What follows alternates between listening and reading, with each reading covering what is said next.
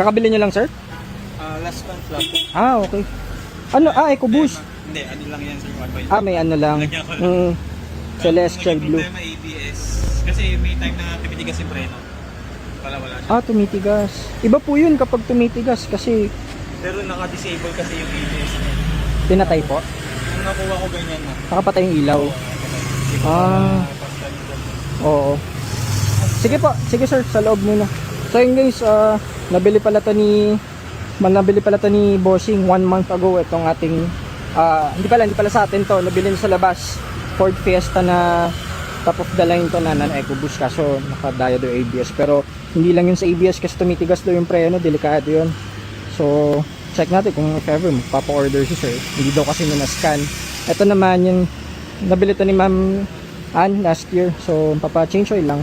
Yun lang yung ano niya, last year pa to guys, 2024 pa niya na-agree. Hindi pa marunong si Ma'am mag-drive nun. Ngayon marunong na siya na nagdala dito.